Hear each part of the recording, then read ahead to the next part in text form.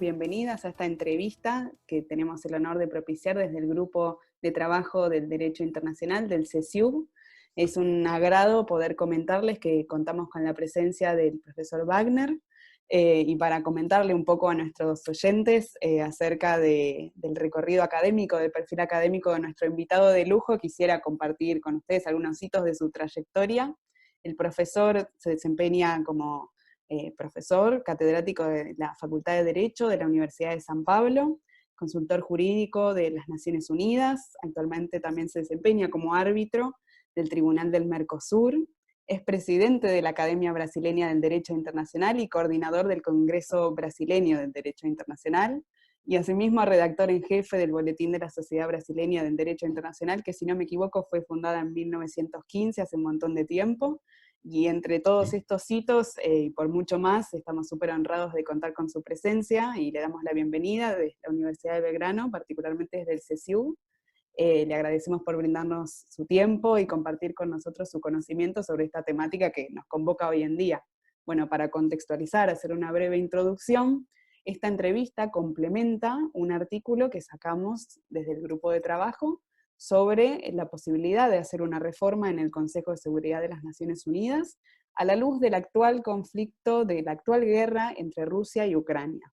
Este conflicto entendemos que reaviva el debate, pone de nuevo en discusión la posibilidad de hacer una reforma de este órgano tan importante de la ONU, que en ocasiones, como la actual, se ve imposibilitado de accionar de la manera en la que la Carta propicia sus funciones, dada la utilización del poder de veto, en este caso por la Federación de Rusia. Esta es una cuestión que el doctor Wagner ha trabajado en profundidad, y por eso quisiéramos conocer su parecer en cuanto a la evolución de iniciativas de reformas del Consejo a lo largo de este tiempo, y actualmente cómo vuelve a este tema a entrar en discusión, porque moldea la realidad internacional, moldea el poder internacional, entonces es algo que nos compete a los internacionalistas y bueno, a todo aquel que habita en este mundo, porque las Naciones Unidas es de lo más importante del sistema multilateral. Así que hecha esa introducción, si le parece, doctor, comenzamos con algunas preguntas que quisiéramos hacerle. Pues no, estoy a disposición. Gracias, Agustina. Bueno, muy bien, muchas gracias a usted. Bueno, dada su amplia experiencia en el campo del derecho internacional, comenzaríamos con preguntarle cómo entiende usted la posibilidad de reformar el Consejo de Seguridad de las Naciones Unidas a partir de haciendo una reforma de la Carta. ¿Cree que es probable que en el futuro se dé con éxito una reforma? Muy bien. Inicialmente gostaria de agradecer a todos ustedes que estão aqui participando desta entrevista, especialmente também a nossa maestra, professora Natália Los Coco. Muitas graças por uma invitação, Milagros, que está aqui nos apoiando também. E para mim é um prazer muito grande falar para os irmãos argentinos, né? Neste momento. Bem, eu tenho um artículo que foi produzido há tempos atrás por pedido do governo brasileiro, quando nós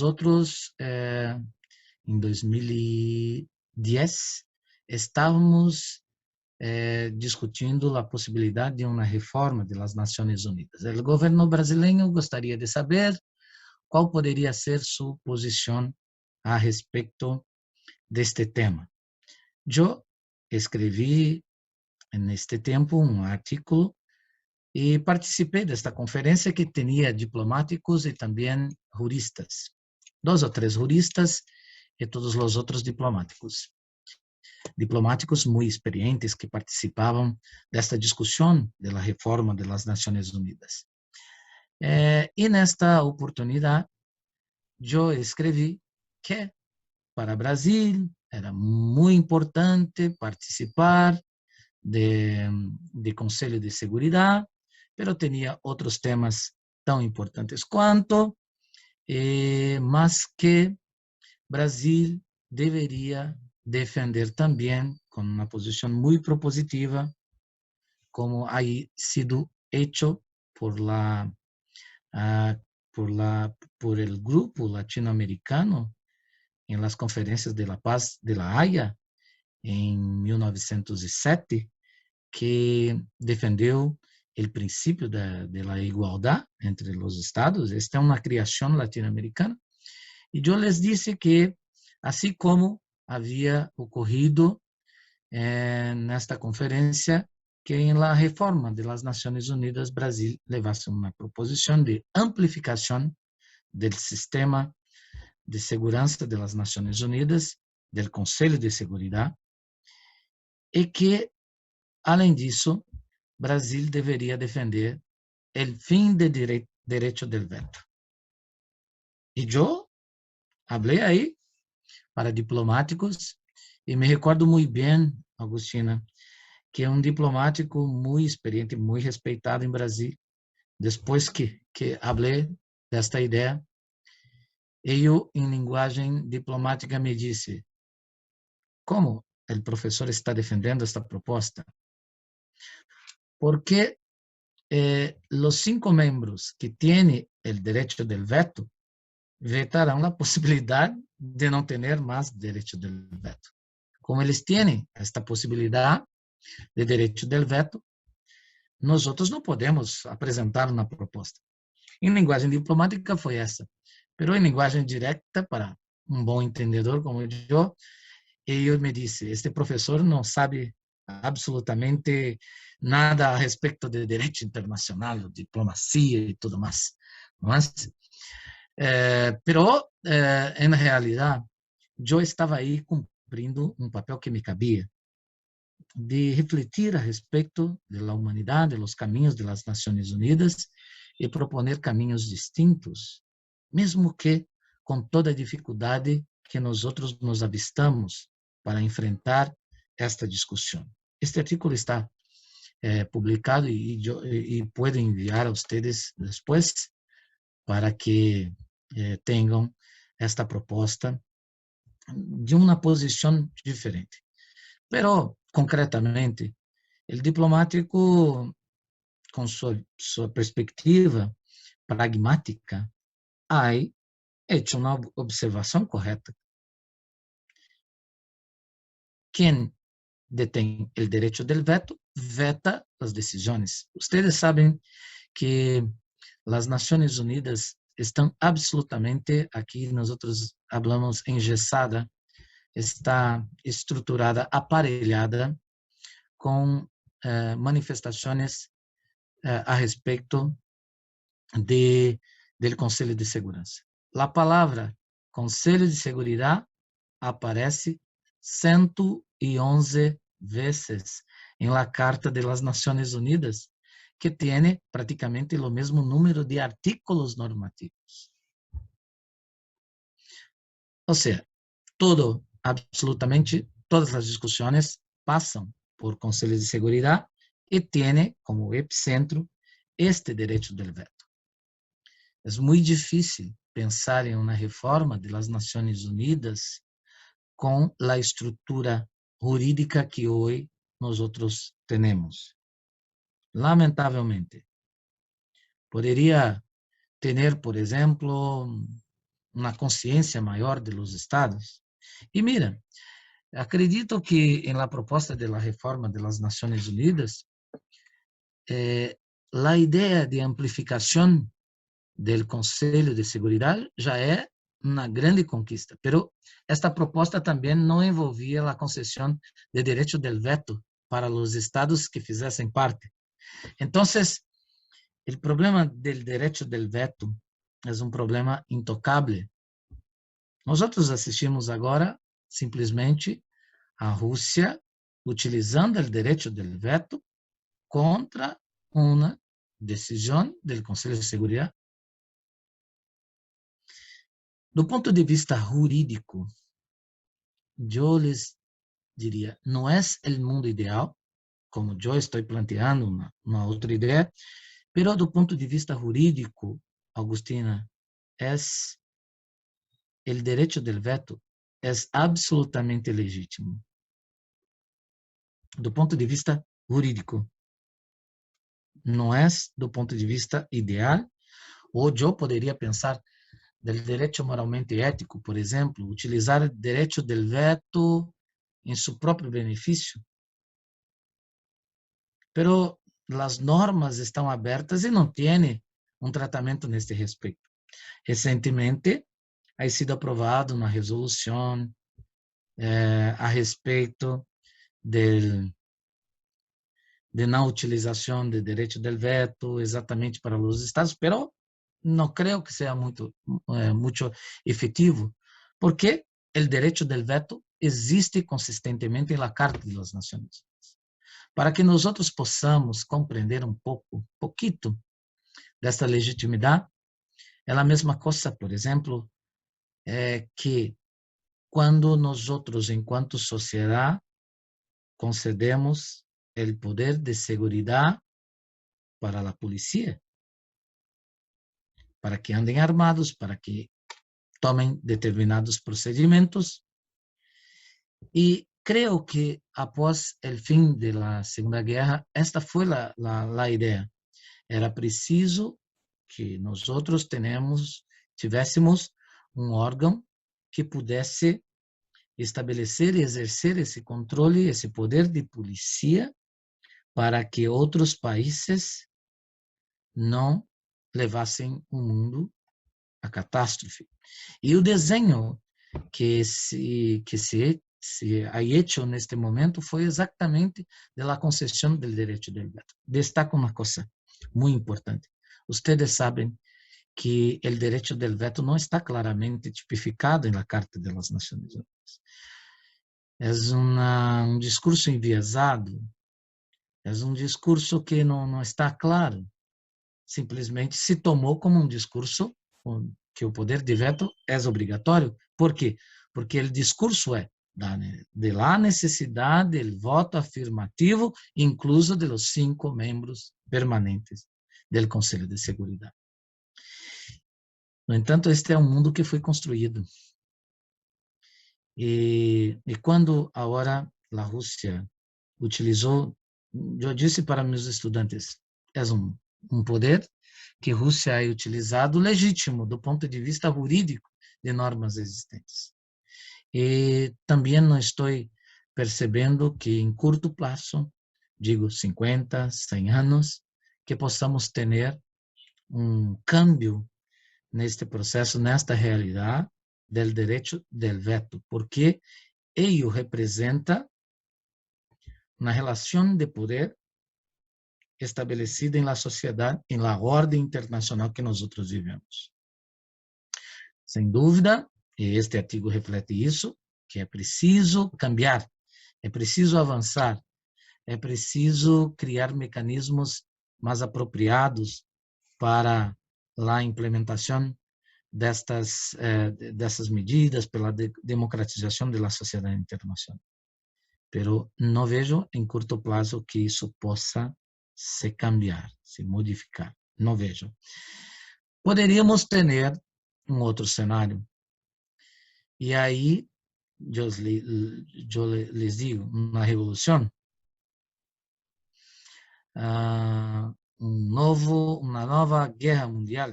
Pero não sei se nós tivermos uma nova guerra mundial, se seguiremos vivos para contar enquanto espécie. Se seguiremos vivos enquanto espécie em el futuro para cambiar esta sociedade, porque temos sinais muito claros de esgotamento de los recursos naturais, dos recursos que nutrem a vida na Terra. Estamos como nunca estivemos em uma encruzilhada muito séria para o futuro da humanidade, especialmente em relação ao meio ambiente e outras discussões. Pero eu creio que à medida que estes temas, por juristas, por professores, aos poucos vão sendo colocados, creio que a longo prazo, mas a longuíssimo prazo, podemos ter um processo de transformação. Fora isso, não vejo como cambiar o Conselho de Seguridade das Nações Unidas por conta das estruturas jurídicas postas na atualidade. Muy bien, doctor, muchas gracias. Bueno, siguiendo esa línea que usted planteó. Un ratito, Agustina. Sí, Me sí. caberia também, por exemplo, pensar de uma outra forma. Vamos pensar de uma outra forma. Vamos imaginar que, vamos pensar que e se desde a Segunda Guerra nós não tivéssemos o direito del veto, que existe como um mecanismo interessante de balanceamento de poder também. O direito del veto é importante, sobretudo, para vigiar os países que vigiam. Então, um país destes 5 membros que hace também um poder de controle por os outros membros para que não tenha, digamos, um processo hegemônico. E ao longo destes 70 anos, Agustina, esse processo, ele jamais foi colocado em dúvida, por exemplo, e aí funcionado muito bem, ora por los países ocidentais, ora por China e União Soviética, depois Rússia, sempre foram muito bem utilizados. Agora, quando nos deparamos com a realidade atual, o sistema, e principalmente quando justamente um país central do Conselho de Seguridade age desta forma, nós outros começamos a perceber que nem todas as coisas estão funcionando bem. Por outro lado, também, saindo um pouco do foco do conflito de Rússia e Ucrânia, mas também relembrando a agressão da OTAN, liderada por Estados Unidos e Inglaterra, ao Iraque, também da mesma forma tivemos claras violações das regras do Conselho de Seguridade. Não é?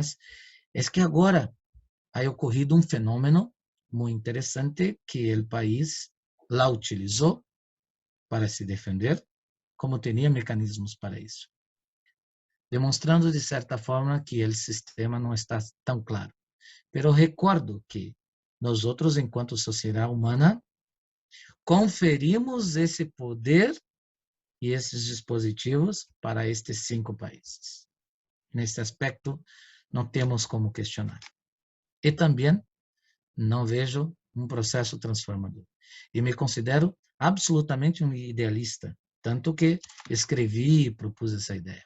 Pero este é nosso papel, enquanto estudantes, investigadores, pesquisadores, juristas, de proponer reflexões para transformações, para cambios, sem nenhum medo, sem termos temor de expor estas nossas ideias. É isso que devemos fazer o tempo todo. Muchas gracias, muy interesante su perspectiva. Usted mencionó al pasar en referencia a su país, que bueno, sabemos que es miembro y copatrocinador del proyecto La Iniciativa de Reforma por parte del Grupo de los Cuatro, se abrevia G4, es mayormente conocido de ese modo, junto a Alemania, la India y Japón. Quisiéramos conocer un poco más, o si usted podría profundizar su postura al respecto, cómo observa la posición de Brasil en este tema. A respeito desse tema, Brasil tem objetivo que é de um objetivo de nossa diplomacia, historicamente. Desde a Sociedade das Nações, quando o Brasil se retirou, principalmente quando não foi aceito em um conselho de la organização que se assemelhava muito a esse Conselho de Seguridade. E depois, quando regressou, e também em relação à sua presença regional, por conta da sua dimensão territorial e tudo mais, sempre foi, digamos, um objetivo da diplomacia perseguir um objetivo da diplomacia brasileira, que Brasil finalmente se tornasse parte do Conselho de Seguridade. E nesta proposta de reforma se chegou a aumentar para 45 membros e 15 membros que não teriam o direito do veto, e Brasil aí já estava muito contente com esta posição, pero esta é a posição da diplomacia, historicamente, da diplomacia brasileira. ser parte do Conselho de Seguridade das Nações Unidas, neste tema específico. E lhe diria, em las discussões da reforma das Nações Unidas, Brasília ha participado de todos os pontos para a implementação de los órgãos, para flexibilização de decisões, para amplificação dos poderes de alguns órgãos de discussão, pero o tempo todo, a principal discussão era o Conselho de Seguridade. E, neste ponto, é uma discussão, a meu ver, que poderia ser pautada por outros temas muito mais importantes e muito mais propositivos. E minha posição é muito crítica em relação a esta posição da diplomacia brasileira.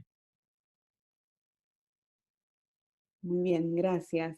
Su intervención muy completa, va abordando un montón de temas súper interesantes y podríamos estar horas, pero bueno, para no quitarle tanto tiempo a usted y hacer breve esta última consulta, que creo que también mencionó al pasar, queríamos saber, en relación a esta novedosa resolución que la Asamblea General aprobó por consenso hace pocos días, la resolución 76-262, respecto a la iniciativa cada vez que se utilice el veto en el Consejo de Seguridad de convocar a la Asamblea para debatir al respecto y que, bueno, dentro de la lista de oradores aparezcan quienes hubieran utilizado esta herramienta para justificar su accionar. ¿Cómo usted interpreta esto? ¿Cómo podemos pararnos a analizar esta resolución? ¿Se implanta como una semillita que puede ser un cambio en adelante? ¿Se ve como algo meramente secundario? ¿Cómo lo ve usted? Eu lo vejo, excelente pergunta. Aliás, todas as perguntas muito buenas, gracias.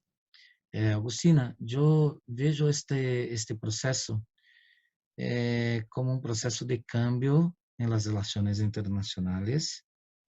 Eu prefiro perceber que neste conflito entre tantas coisas malas, entre tantos desaspectos, não observações de princípios das Nações Unidas e tudo mais, eu prefiro pensar que há algo aí que indica um processo de transformação nas relações internacionais e também na Organização das Nações Unidas. Vocês bem sabem que existe um dispositivo, uma resolução que se chama Unidos pela Paz. Esta resolução, que foi aprovada muitos anos atrás, afirma que quando o Conselho de Seguridade não chegar a um consenso ou ter dificuldade para chegar a um consenso, que a Assembleia Geral poderia assumir o papel do Conselho de Seguridade. Essa é uma resolução aprovada e muito interessante pela Assembleia Geral. Isso nunca foi utilizado, mas em conflito de Síria, quando há tenido uma discussão de los 5 países membros, Estados Unidos e Rússia, não se sabia como agir, se aprovavam uma decisão conjunta para hacer uma intervenção militar em Síria, e sempre um país ou outro apresentavam objeções, até que a Assembleia Geral aprovou uma resolução criticando o Conselho de Seguridade. Isso há 5 anos atrás, não? E aí, isto foi um fenômeno muito interessante que me chamou a atenção. Pela primeira vez na história, mesmo sem utilizar aquela resolução de Unidos pela Paz, o Conselho de Segurança disse, a Assembleia Geral disse ao Conselho de Segurança, através de uma resolução: miren, ustedes têm que fazer algo. Por favor, hacen algo. Me parece que até preparando para utilizar aquela resolução de Unidos para a Paz. E isso ocorreu no conflito de Síria, e agora nós claramente podemos perceber, número 1, uma manifestação da Assembleia Geral com um expressivo número de países condenando la violación de principios y condenando la acción de agresión de Rusia contra Ucrania. Después nos vimos el Conselho de Derechos Humanos aprobando una resolución que denuncia la violación de derechos humanos, suspendendo la presencia de Rusia entre los miembros del Conselho por violación de esos derechos. Y también la aprobación de este más reciente documento, y yo no podría me esquecer también de una manifestación de la Corte Internacional de Justicia a ese respecto, apuntando todas las violaciones de derechos. Entonces, Agustina, yo gostaria de llamar a atención para un cambio en la posición de esta sociedad internacional que se muestra muy participativa, muy activa y que serve como instrumento de presión, muy claro. Nosotros tenemos hoy, de fato, una sociedad internacional. Cuando 170 países que representam, digamos, 70% de la população mundial, aponta que existe, sem dúvida nenhuma, uma falha neste sentido de um país, isso nos chama a atenção. Ah, mas o país continua fazendo guerras, bombardeando outro país, pero não com legitimidade. Como não há tenido legitimidade os Estados Unidos e a OTAN também, quando há invadido o Iraque. Então, eu percebo claramente um processo de transformação, de fortalecimento do direito internacional, de fortalecimento das instituições que se manifestam e esta repercussão crescentemente terá, obviamente, repercussões na sociedade internacional no futuro, porque os países hegemônicos podem ter poder e podem agir sem observar os direitos de los demás, mas não terão o apoio da sociedade humana. Isto é o mais importante. E creio que isto aqui é um ponto, entre tantos pontos negativos, o ponto positivo que estamos vendo na sociedade internacional, que nos faz acreditar, que existe fio de esperança, uma pequena esperança para o futuro. Muchísimas gracias, doctor Wagner, por su intervención por demás interesante y enriquecedora para todos nosotros. Esperamos que los oyentes de esta entrevista, de este video en el canal del CSU lo disfruten y, bueno, depositen sus comentarios también, que siempre está buena la retroalimentación. Le volvemos a agradecer en nombre de la Universidad de Belgrano y del CSU por su participación y su buena disposición a conversar con nosotros en esta buena oportunidad. Muchas gracias, doctor Wagner. Eu estou muito agradecido e, por mim, me quedaria muito mais tempo com vocês. Muitas graças a você, Agustina, a professora, nossa maestra absoluta, Natália Los Coco. Muitas graças a vocês, Milagros, também, pelo suporte acá, e sigo à disposição de vocês. Espero estar aí com vocês presencialmente em el futuro. Claro que sí, será muy bienvenido. Como siempre, le dejamos las puertas abiertas cuando usted quiera venir a visitarnos. Muchas gracias. Gracias por la oportunidad.